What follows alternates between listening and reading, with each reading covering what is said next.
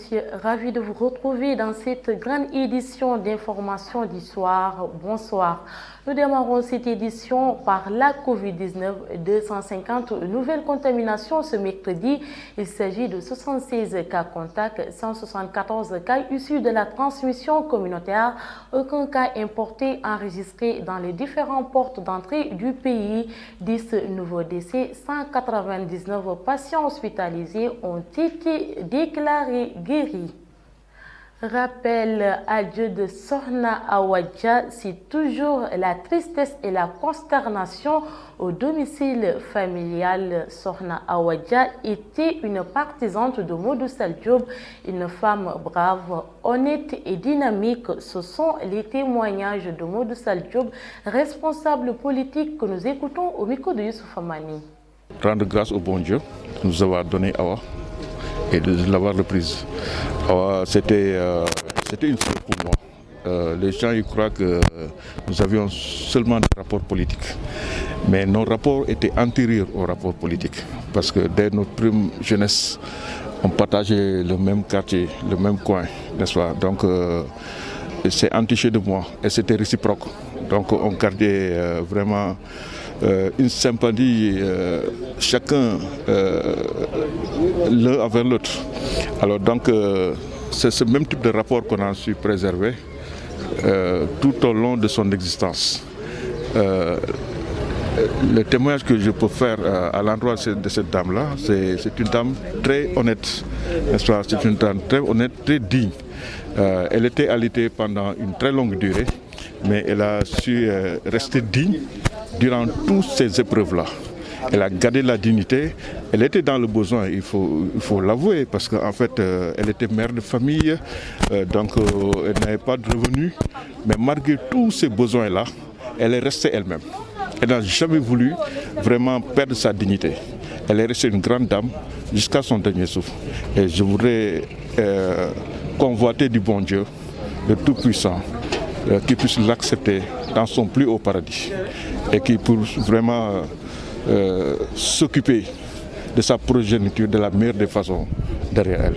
Ce qui m'a le plus marqué, c'est surtout sa fidélité. Sa fidélité, sa loyauté et la persévérance dans ces vertus-là. Parce que ce n'était pas évident. C'était pas évident. C'est vrai qu'elle a fait l'objet de beaucoup de convoitises politiques, mais elle est restée digne. Elle a reçu beaucoup de tentations, beaucoup de propositions, mais elle a su rester digne jusqu'à la fin de ses jours. Et je pense que ça, c'est la marque des grandes dames. Ça, c'est la marque des croyants. Et Dieu l'a élevée à ce point-là. Elle est restée vraiment une grande dame jusqu'à la fin de ses jours.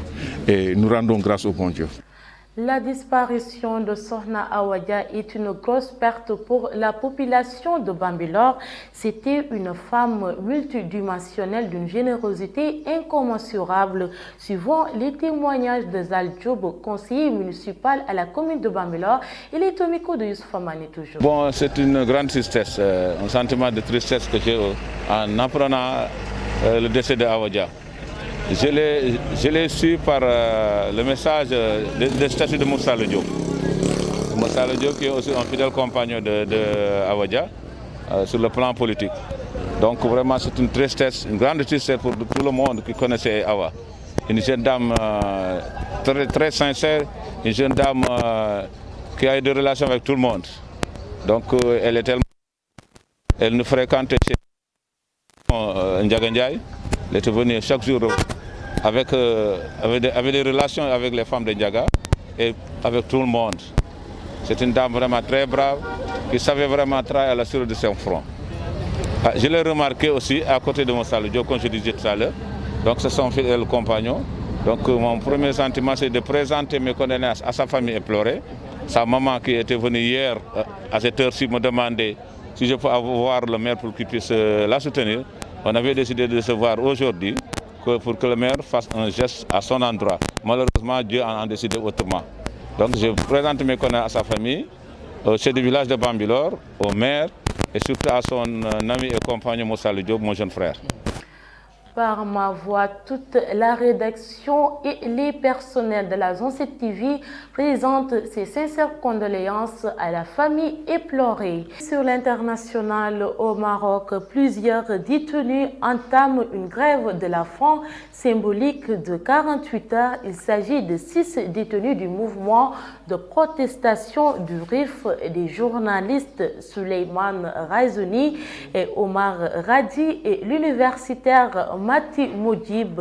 Selon leurs proches, ils entendent ainsi protester contre leur détention, mais aussi plus généralement contre la politique menée par l'État marocain sur le droit de manifestation, la liberté de presse et d'opinion. Au Rwanda, 15 jours de confinement à Kigali pour faire face au Covid-19. Kigali sera à nouveau sous confinement total au moins 15 jours.